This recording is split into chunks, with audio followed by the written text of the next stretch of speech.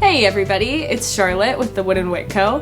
And today on Maker's Moments, I'm going to be talking about the differences between melt and pour soap, cold process soap, hot process soap, and lastly, rebatch. There's a lot of different types of ways to make your finished product of a soap bar, and there are pros and cons to each and every one of them. So this video will help you understand which is the best for you and why you might use one over the other in certain circumstances. The first I'm going to talk about is melt and pour soap. So here we have 2 blocks of melt and pour soap, shea goat milk melt and pour soap base, and cocoa mango butter melt and pour base. Both of these bases are melt and pour bases, and they are sold at the Wood & Wit Co. Some of the pros of melt and pour base is that you do not have to have any experience. Anybody can make melt and pour soap. It's super easy, perfect for beginners. Your whole family can join in, even kids. It's super safe. You don't have to handle any lye, which is one of the biggest benefits. This soap has already gone through what's called saponification, which means that it's basically already a finished bar of soap. And what we're going to do is remelt it, add in fragrances, micas, botanicals, and anything else that you would like to customize your bar of soap, and then let it harden again.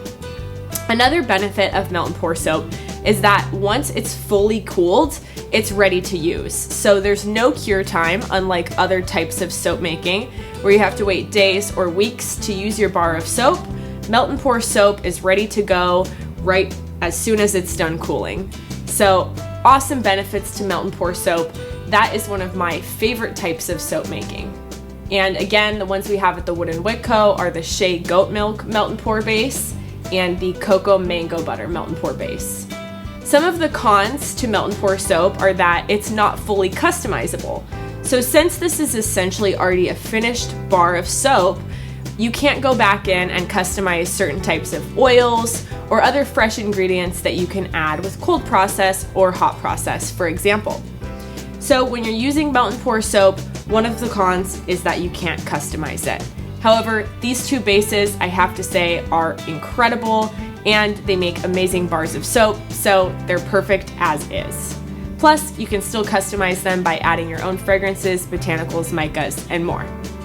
When you're using melt and pour soap, you want to microwave it in 30-second intervals until it's fully melted, and stop melting it in the microwave once it's become liquefied. You want to avoid overheating your melt and pour base so that it doesn't get scorched or burnt. You'll know you've scorched your base if you're seeing a lot of bubbles on the surface of your liquid and if it's starting to harden before it's actually cooled. So be sure to avoid that while you're making melt and pour soap. The next type of soap making is called cold process soap. Cold process soap is popular because it allows you to customize every single ingredient in your formula. You can also add fresh ingredients like milk or other perishable items that will stay in your soap and add unique properties to it. Cold process soap allows you to be completely creative because, again, you can customize every single ingredient along the way. I wouldn't suggest cold process soap necessarily for beginners because it can be more challenging to determine the ratio of lye, water, and oils to get that perfect bar of soap when you're first starting out. Some of the cons of cold process soap are that you do need to use lye when making this type of soap. It can be dangerous when handled improperly, so I wouldn't suggest making cold process soap with young children or without the proper safety equipment. Cold process soap takes between 4 to 6 weeks to cure, so this is not the type of soap for you if you're not a very patient person. Because it has to go through saponification, this type of soap does require a long period of time to fully cure.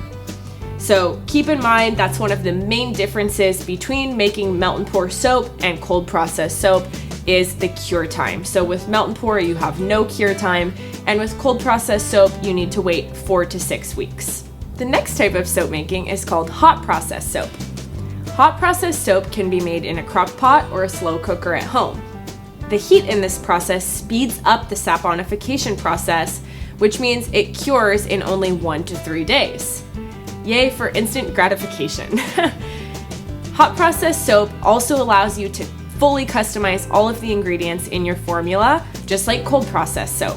Hot processed soap tends to give you a more rustic look than cold processed soap or melt and pour soap. Also keep in mind, because you have to heat up your base, using fragrances with lower flash points can tend to be tricky when using hot process. So look for fragrances with higher flash points. Lastly, rebatch. Rebatch soap is a great way to use a batch of cold process or hot process soap that didn't necessarily turn out exactly how you wanted it to. You can save that bar of soap by using the rebatch method, and this method takes about 1 to 2 weeks of cure time. Again, when using rebatch, you don't have to deal with lye, so no safety equipment is needed.